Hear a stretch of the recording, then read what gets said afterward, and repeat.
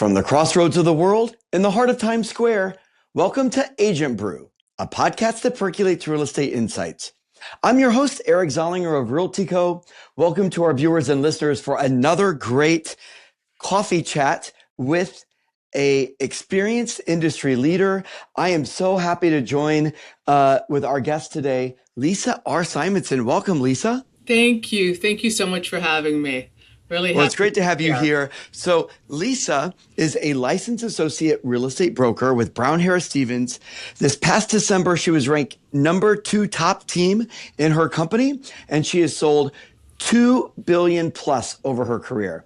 She also happens to be the host of her own podcast called Simonsen Says. So Lisa, welcome. It's a pleasure to have you here. And we go way back, actually. Oh my goodness. Please, yeah.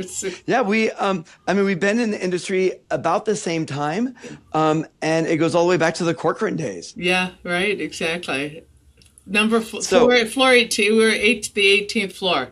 that's right. That's Yeah, right. exactly. So welcome to Agent Brew. Will you please tell our viewers and listeners your elevator pitch? Who are you? And then we'll go back to your origin story. Yeah, I run the Simonsen team at Brown Harris Stevens, and I consider myself a strategic partner with my clients. So that's how I like to look at sort of my positioning with them. I'm really here to I listen, and then I figure out as a partner, how do I add value? I'm only here to help them and help them grow, their their real estate portfolio. So, I think a lot of people don't listen, and I like to really sit back and hear what they have to say. And listen, sometimes they don't necessarily. We go start this direction, end up somewhere else. But I certainly am listening and going to make all decisions based on how to grow their portfolio. How big is your team? My team right now, we're under 5, Okay. which is great. I have, it's a intimate team. We know each other very well, and we're in the process of deciding whether it makes sense or not to expand. Fantastic. And which markets are you in? I'm licensed in California, Florida, Oh, okay. and New York. Fantastic. Yeah. So your team spans the entire market. We absolutely, yeah, and in fact, we're Awesome. doing a deal right now in Europe. So, Oh, okay, great. yeah. So, why real estate? Yeah, why real estate? Real estate because had outgrown my previous profession, which was fitness. But what is the common denominator is it really was about people's homes. First of all, their home, their body, that's the most important fundamental home without being a cliche. And then, of course, what's the next home? It's real estate and my skill set. My skill set when I had my company, which was called Simonsen Says, which was very successful. Nothing's changed. I'm selling bricks and mortar, and before I was selling lifestyle, which Which is still lifestyle, right? And it's all wellness. It all exactly. works and joins together. That's right, exactly. Fantastic. So, any mentors that you want to particularly call out? Yeah, I think one of my mentors was the first person that kind of got me. I don't want to say famous, but sort of put me out there, was the editor-in-chief of Glamour magazine. At that point, she was running Self magazine, the Condé Nast. There's Self, there's Glamour. Yeah. And she hired me and immediately put me into all of her magazines. And I did the Self Challenge and had celebrities I was training. And she really, we're similar ages, both in our 40s. And she just is such a dynamo and an incredible woman. I got to train her and work with her, and she really was someone I just always looked up to so much, and was so no excuses as we would run every morning at 6 a.m. So her name is Cindy Levy. I'll just put it out there. Oh, wow. And she was and is incredible. Someone to really look up to and be inspired by. So where did you grow up? Are you from New York? No, I am from Canada. I always tell people, if a lot of people don't even know that there is a Canada if they don't know geography very well, which is fine. Or like, who's your president? But I'm from, if you do know Canada, what you might know is hockey. we were home of the Oilers, which Wayne Hmm. Gretzky and Mark Messier, and also the largest mall in the world. So if you like to go into a mall and you liked hockey, that's definitely the place to check out. Fantastic. So, what are you seeing as your greatest challenge right now? I don't think that way. So that, and I'm sure to some people they're like, that's so fake. What do you mean you don't think that way? But I look No, at everything as an opportunity. So even, God forbid, when there have been crises or things that have happened, the market crash or health crises, there's always opportunities. So it's like, are you buying? Are you selling? So I don't see these as challenges. I see it as opportunities where someone else might see it as, even now with the political situation where everyone's leaving New York, and I'm like, okay, so whoever's leaving, here's my card. So it's there's always opportunities. So I don't really look at challenges, even though I don't say that I'm being ignorant or I have blinders on. But I think that no. it, It's always about mindset, it's right? And mindset and so perception. So I just that's how I think. I love that because I always say it's a great day for real estate, right? It's Because a great day if for it's a real down market, estate. it's good for somebody. If it's an up market, it's good for It's somebody. yeah, It's it's pregnant. You don't have enough room. You're getting divorced. You're getting yeah, transferred. It's always a great day for real estate. So I sit here, I look at the Four Seasons, and I say to anyone in the on the team, oh, I don't have anything going on. What? You're in New York City. Like, go into right. Ferrari. Introduce yourself to the head salesperson. If you really feel you have nothing going on, it's like a friend of mine says to me, I can't help you. I So, love that. right. I love that. Yeah. So, as the head of a team, is there any particular tech right now that you love? It's such a great question because it's something I am not. I'm not like a tech savvy person, but something I have recently discovered is Chat GPT. That is now my new best friend. I absolutely love it. And I think look, obviously it's still a robot or a computer, so we have to be a little careful. But at my age, it's not like my kids that if they're using it, they're going to get kicked out of school. Right. I'm not going to get kicked out of school. But so it again, of course, has its limits, but I think it's a deal.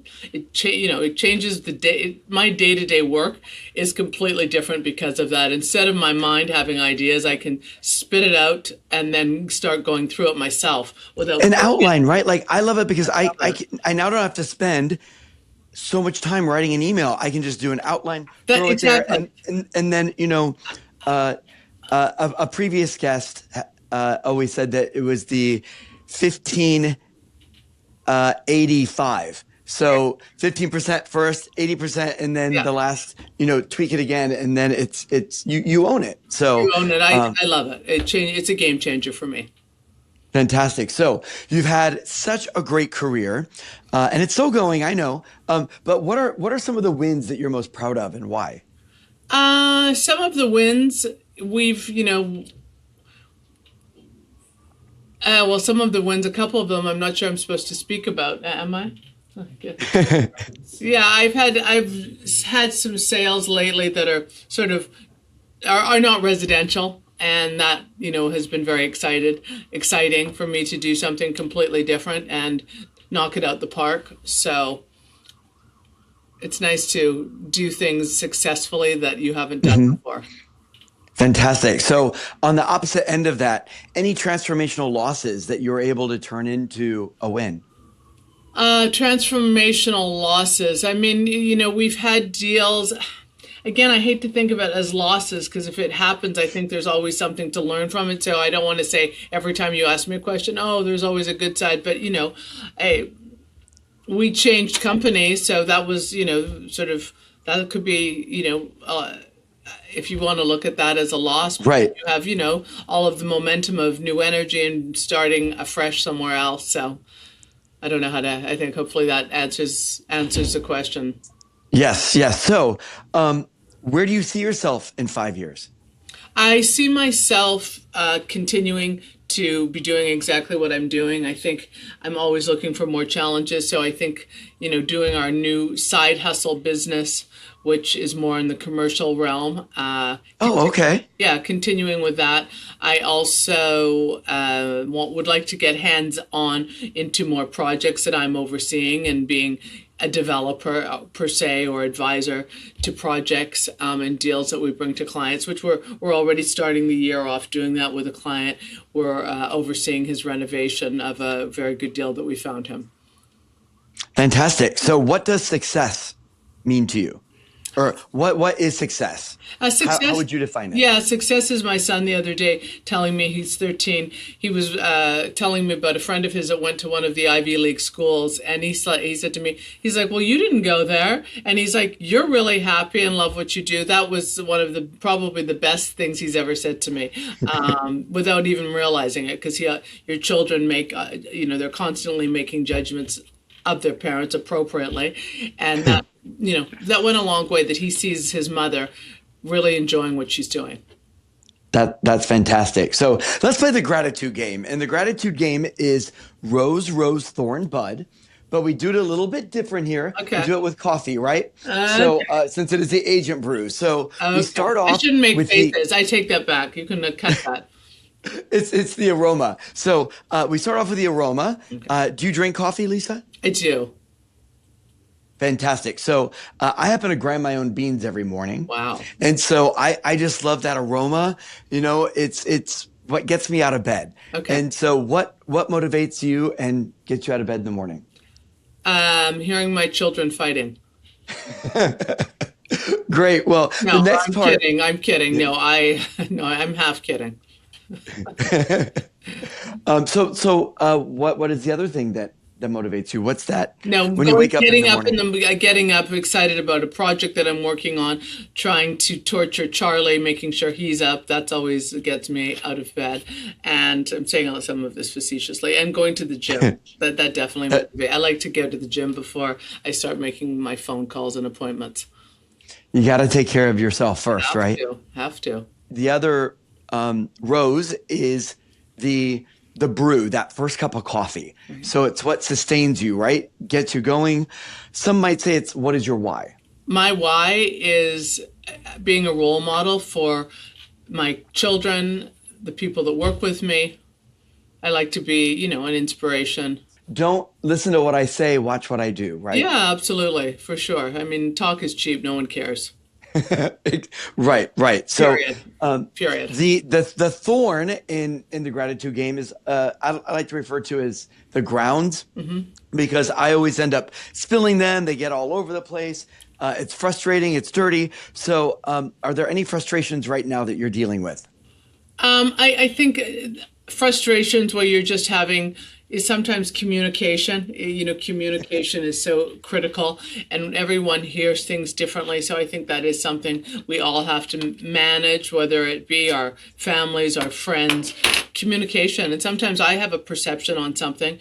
I'm trying to think what it was because it was quite interesting if it comes to me. But, we have a definite perception and then we meet the person and it's completely wrong. So I think that communication can be a thorn because even in emails or texts or just had a meeting with someone, we had one idea. Now they're sort of an advocate for something we're doing. So I think all of us think we know too much. Absolutely. Absolutely. I always question when I send text because they can't hear the tone. That's right. And so I've started to do my voice text. Yeah. So I'll just leave the audio so there's no questions or miscommunication. The last part are the fresh beans. So it's basically the bud. What are you looking forward to? I'm looking forward. Is there a project you're about to do or a new exclusive that you'd like to announce? Absolutely, yeah. There's an incredible new exclusive. We have a few we're bringing to market. One of them I will save, but it's definitely one of a kind. I don't like using one of a kind, and I need to ask ChatGPT what's a better way of saying that because that's such an overused statement. But this actually is. So I'm looking forward to the year. We're just starting off with such a bang, and I believe we will be number one this month. Fantastic. Yeah. Worst case scenario too, but we're well, following up with number 2 for last month, that's you've been busy then. We've been busy, and the momentum is only really beginning. So we have a extremely exciting. It's a very exciting time for the team, and I think what's also great is we have so many amazing clients and opportunities right now. It's definitely not just run of the mill, blah blah. So it keeps. So normally, this momentum comes a month or two from now. You're really busy now, and it's normally, starting to ramp up. But what would you say is the catalyst for that? Me. Oh, Yeah. okay, good. I mean, I have to, give myself credit sometimes. No, and I obviously have incredible people that work with me, but I am very happy. I am on my A game on every sort of, platform, and I work on that. So it's not just natural. My head is just completely clear, and I have a vision. So everything comes down to always right from the top. So wherever for our kids, for our careers, I think it always look at the companies that succeed, right? It's always, the energy that's coming from the Right. person directing the ship. So this is the favorite part of the show for me. I ask it of every single guest, and that is, if you could give your young agent self, the young the young Lisa agent, a piece of advice, what would it be? I think listen more, listen more. Mhm. Definitely listen more, pay more attention, and learn more. Be more educated, add more value. If I was, 25 right now, I would be up at 5 in the morning, and I would be reading, figuring out different neighborhoods, learning them, adding value, just not to be some dumbass because, it's like one of our listings. Everyone can 9 bedrooms. I mean, I want to fall asleep when I hear that. Even some of the TV shows. No more. No more. Right, right. Charlie, who's exceptional at that, he goes so deep on history that sometimes the sellers don't even know that. That's adding value. So if I was a younger version of myself, if I wasn't turning 40, but I was turning 20, I would be just, I don't want to be like everybody. We all can go on Street Easy. That information is stupid. Right. Nobody cares. Tell me something really interesting about the block, about the history. Give me something that I'm not going to find when I hit Street Easy Co-op. I think that, Right. and I We're, think we're not selling property. We're selling stories. We're telling, exactly. we're selling lifestyles and whole new Absolutely make it, dreams. So engaging. So that I would learn. I would be doing more of that. fantastic. So I always like to ask if my guests have any particular positive quotes or motivations that have driven them. I like Billie Jean King's title for her book, "Pressure is a Privilege." I like that. Yeah, I I hadn't like heard that before. Yeah, pressure is a privilege. So I think, oh my God, in fact, my kids joke about that. We had a nanny several years ago, and she was like, I'm so overwhelmed, and I was just, I guess they saw me look at her, and they don't really see me like that often. Not to say it doesn't happen, but it's more rare, and so feeling scattered and crazy. I try to Right. rein it in and, there's so many different ways so one doesn't feel that way. So I think when you think of, when you're, whatever is stressful, your time when you're doing exams or all the different times in life, but, pressure is a privilege. So you have the opportunity to work with even, let's say, very high level clients that are at the top of their game. That's a privilege just to have that opportunity. So to be able to have the opportunity to stay up till 2 in the morning and really knock it out the park, that's not a stress. That's a privilege. I love that. That's so spot on. I always like to use a Zig Ziglar quote because my father turned me on to Zig when I was a kid, Right. and so I've since started to use just Zig quotes, and Yeah. I usually pick out a couple because I know my guests a little bit beforehand, but it's so interesting with what you mentioned about your son earlier. This is a quote I picked out for you. Okay. The only way to do great work is to love what you do. If you haven't found it yet, keep looking. It's that important. Don't settle. So again, it's the only way to do great work is to love what you do. If you haven't found it yet, keep looking. Right. So don't settle. Don't Um, settle. It is such a pleasure to have you on Agent Brew, Lisa. Thank you so much for Oh, coming. We thank appreciate you. it. This was fantastic. Wonderful. I had so much fun. This was great. Well, we hope that you'll come back in future seasons to tell Absolutely. us how you've done, and that new exclusive you're about to put on, we can put in the notes once we release the episode. Okay. And just thank you for coming. And I'd like to thank all of our viewers and guests for tuning in for another episode of Agent Brew. This week was with Lisa Simonsen of Brown Harris Stevens. I'm your host, Eric Zollinger, reminding you it's a great day for real estate. Eric, thank you so much. It was so great to see you after all these years. Likewise, Thank likewise. you, Eric.